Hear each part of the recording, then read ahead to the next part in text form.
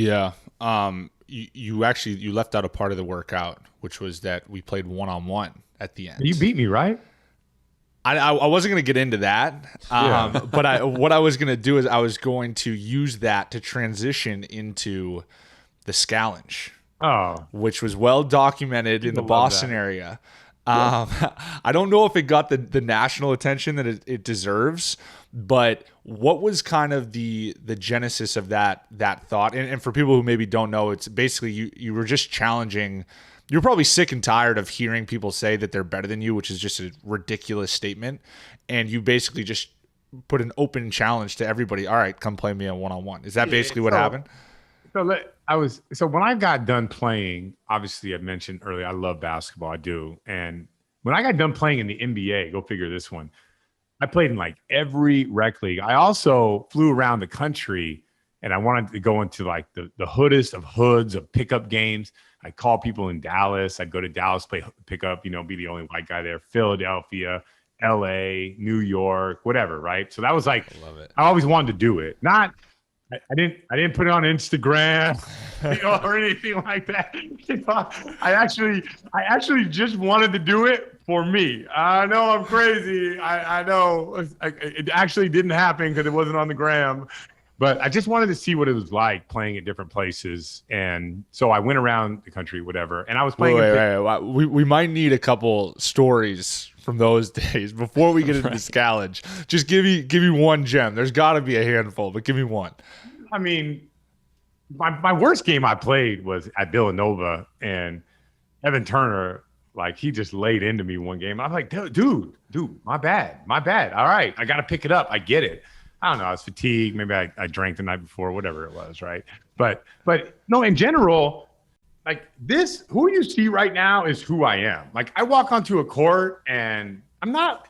I don't walk in like, oh no, what's going to happen? And I would say, to be honest with you guys, going back, like in psychoanalysis, I never as a kid felt comfortable ever in any environment except for when I'm playing sports. Like in school, I'm like, what am I doing here? Like talking to people and like doing small talk. Like, what am I doing with my life?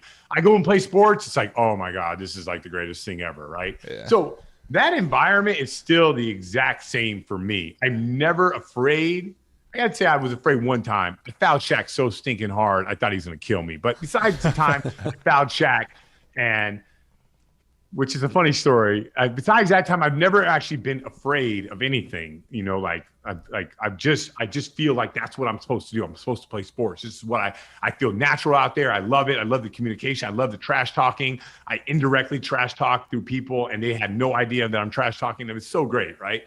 So besides that, so when I go into these environments, like people know who I am. I go up, I dap it up, and I go out there and I go and I hoop, and I don't really care what people think or say or anything like that. It's just how I'm wired. So that was fun to do. But going back to the Scallenge, I played in this YMCA rec league. I dropped 60 in a game. And it was like, I wasn't trying to brag or anything like that. I was just like, yeah, I had a good game. I had 60 the other night in my rec league. People got immediately started tweeting, oh, you suck, Scal. I'll beat you. And I'm like, listen, I may suck for an NBA player. Like those guys are pretty good, but I don't suck compared to you. Like you suck compared to me. I suck compared to Derrick Rose and Russell Westbrook and those guys. So let's just do it. So we invite the city of basically all New England can send in their videos. I just went one-on-one against 5 different guys, and they scored about what they don't recognize, like, and what you and me do recognize. When you're in the NBA, there's all kinds of tells, right? Like if a guy puts his hand like that, you know what he's going to do. If a guy does a hesitation, you know what he's going to do. Well, all that stuff is like in real time in the NBA. You got to be so on top of the reads. It's not speed. You can't look at me and say like my brain is slow. Like my brain is fast. Like my body might be slow, but I have to read whether a guy's going to shoot, drive, go to the middle, pass. If you're not reading those things, you're not playing in the NBA. And there's countless guys, 6'10", athletic, strong, and they don't read like the intricacies of the game. They don't see a hesitation dribble. They don't move until the ball is passed. Duncan, I'm moving when the ball is on the gather. If I'm not, I'm dead. I'm dead in the water. So like that me having to analyze a game like that allows me to play a guy one-on-one. It's like I can literally, like, in the middle of his inside out move, think what I'm eating for dinner and still challenge his shot. It's not like I'm doing this against this high level these people. So anyways, I do that. I watch them. Most guys who scored on me, they scored the first or second possession. And then once I figured them out, you're like, I've seen this 1,000 times. You like to drive left, go right. You like to step back right and all that. Like, I know that, like, within 3 possessions. These are players I've never played before. And then the sheer size of being 6'9", 250, it's tough for people. So that's how it all played out. And, it wasn't really that challenging. There's a legendary quote that came from that, which is that I'm way closer to LeBron than you are to me. Yeah. which is so incredibly true also. And it just needs to be reiterated. Yeah.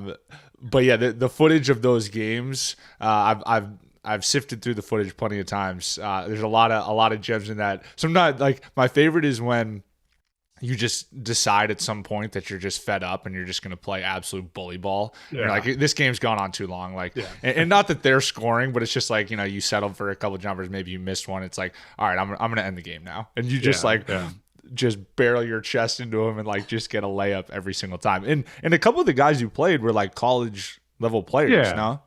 Yeah. It's just the size. The size is a big deal. Like they think that the 6'9" guys that they're around playing at the rec center are slow. Like I said, I'm not playing 11 years if I'm not reading the game at a high level, if I'm not, like, moving my feet. Which, by the way, Duncan, if I didn't play in the NBA, I would also not be very good. Like, there's a reason why I every day I throw out the speed ladder before practice or before a game, and I do speed ladder work for 10 minutes every single day to refine my defensive movement so I'm not, like, off balance. Because probably if you get off balance, you're dead meat. I always look at recovery factor.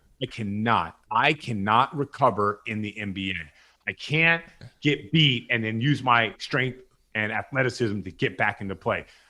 The attention to detail that I have to defend at the NBA level is unheard of in the world of not in the NBA. And I'm sure a lot of guys, there's a lot of guys that don't get the speed ladder route. I did it for 11 years. Every practice, every workout, every day, I show up with a ball and my speed ladder in every single game or workout I ever go to, because I want to refine all my defensive movements, because I knew for me to play, I have to defend. And I ended up becoming a really good defender because of it, which, on the contrary to what people think, because white guys can't defend, they just think, like, you can't move. But if you can refine your balance and your movements, you could end up, being a decent defender.